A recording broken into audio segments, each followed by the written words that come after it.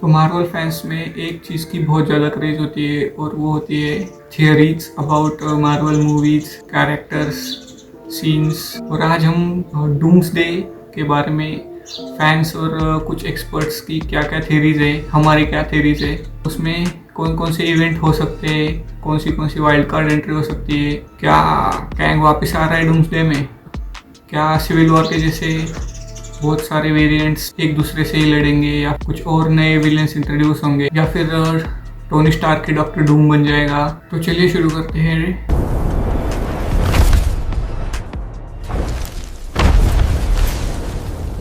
तो पहली थ्योरी ये है कि टोनी स्टार्क के डॉक्टर डूम बन जाता है, और ये पहले भी मार्वल कॉमिक्स में हो चुका है कि उसकी साइंस और पावर की बुक उसे इतना ओवर पावर कर देती है कि वो सीधा टोनी आयरन मैन की जगह डॉक्टर डूम बन जाता है। और जैसे कि फैंटास्टिक फोर के यूनिवर्स में कोई आयरन मैन नहीं है, तो वैसे मतलब आयरन मैन की जगह सीधा डूम उसको स्वैप कर लेता होगा। पावर और मल्टीवर्सल कंट्रोल की भूख उसे फैंटास्टिक फोर के पास ला देती है। मल्टीवर्सल ट्रैवल करता है डूम, और मुझे वो देखना है कि जब वो 616 के मेन यूनिवर्स में आता है तो मतलब अब तो टोनी नहीं रहा, लेकिन अगर पास्ट में चला गया तो फिर वो एक दूसरे के सामने आ गए तो फिर वो क्या होगा। मतलब टोनी बोलेगा कि आई एम आयरन मैन, और डूम बोलेगा कि डूम है हम, यम है हम, यम यम। आरडी से ज़्यादा देर तक मास्क में नहीं रहेंगे, एकदम फुल टाइम मास्क में रहेंगे, क्योंकि आरडी को कास्ट टेस्ट किया गया है कि उसकी फेस वैल्यू है और मार्वल को ज़रा स्टेबल रखने के लिए। तो फिर अगर डूम 616 के पैरेलल यूनिवर्स में आ गया तो फिर आयरन मैन के सामने वो कैसा बिहेव करता है वो देखने लायक होगा।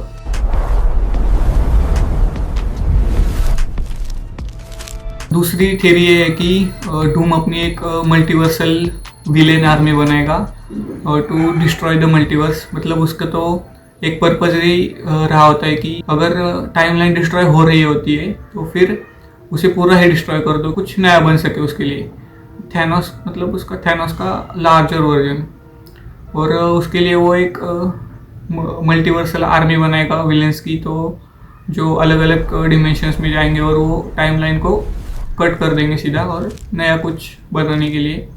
मतलब वो एक डूम के विजन पे पैर रख के चलेंगे। ऐसा भी हो सकता है कि वो सब विलन एक ही साथ एक टाइमलाइन को डिस्ट्रॉय करते जा रहे हैं। डॉक्टर डूम उन्हें लीड कर रहा है। उसमें मैग्नेटो हो सकता है, सिनिस्टर स्ट्रेंज हो सकता है, थैनोस हो सकता है, अल्ट्रॉन को वापस ला सकता है वो इन्फिनिटी अल्ट्रॉन को। वैसे बहुत सारे विलन्स है, मतलब अगर मल्टीवर्स का विलेन लोके भी ला सकता है। कॉमिक्स में भी ऐसा हो चुका है कि डूम एक अपनी मल्टीवर्सल विलेन आर्मी बनाता है। कॉमिक्स में ऐसा भी हो चुका है कि डूम, स्पाइडरमैन, स्ट्रेंज और कोई तो एक टीम होती है उसकी जो थैनोस से लड़ने जाती है, जो इन्फिनिटी थैनोस होता है। तो फिर ऐसा टीम वर्क डूम ने किया हुआ है पहले भी, तो ये भी देखने जैसा होगा कि वो अगर मल्टीवर्सल विलेन आर्मी बनाएगा तो वो किस किस को लेगा।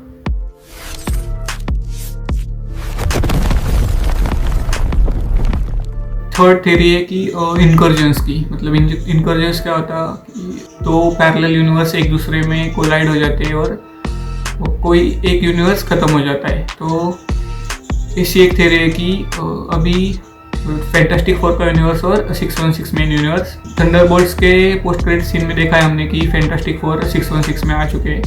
तो फिर अगर ऐसा कुछ हो रहा होगा कि 616 और फैंटास्टिक फोर का यूनिवर्स कोलाइड हो रहा है, फैंटास्टिक फोर को बचाने के लिए 616 पे आए। डूम्सडे में डूम भी वहाँ पे आ जाता है, क्योंकि वो इनकर्जन्स के पॉइंट्स के ऊपर जा रहा होता है हर जगह पे। लास्ट टाइम इनकर्जन कब हुआ था कि इनकर्जन की जैसी सिचुएशन कब हुई थी कि जब कैप्टन सारे इन्फिनिटी स्टोन वापस रखने जा रहा होता है, वो पेगी के पास चला जाता है, वहाँ पे एक गलती हो जाती है। फिर उसके बाद लोकी TVA में चला जाता है, वहाँ पे वो काट कर देता है। मतलब ऐसे ही वो अलग अलग पॉइंट्स पे जाएगा, और वैसे ही जैसे कैप्टन अलग टाइमलाइन में चला गया और फैंटास्टिक फोर मेन 616 के टाइमलाइन में आ गए, तो फिर डूम फैंटास्टिक फोर के पीछे चला जाएगा। फैंटास्टिक फोर का यूनिवर्स तो खत्म हो ही रहा है, तो डूम ऐसा सोचेगा कि फिर 616 भी खत्म कर देते हैं, मतलब दोनों खत्म हो जाएंगे और फिर कुछ नया बन जाएगा। तो फिर ऐसे करने के लिए वो डूम भी फिर वहाँ पे एंट्री लेगा, इनकर्जन्स को कम करने की जगह वो बढ़ा देगा। इनकर्जन्स ही एक की होगी डूम्सडे टू सीक्रेट वॉर्स में क्या क्या इवेंट्स होंगे, कौन कौन से सुपर हीरोज होंगे, ये सब बताने की। ये भी एक एकदम मल्टीवर्सल लेवल इवेंट होगा, बहुत सारी टीम्स होंगी इसमें।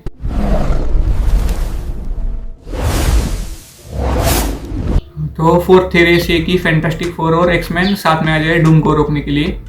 तो एक्समैन का पहले से ही डूम एक मेन विलन रह चुका है। डूम अगर फैंटास्टिक फोर के पीछे आया, और हमने दी मार्वल्स के पोस्ट क्रेडिट सीन में भी देखा हुआ है कि मोनिका रैम्बो मल्टीवर्सल ट्रैवल करके एक्समैन के यूनिवर्स में चली जाती है।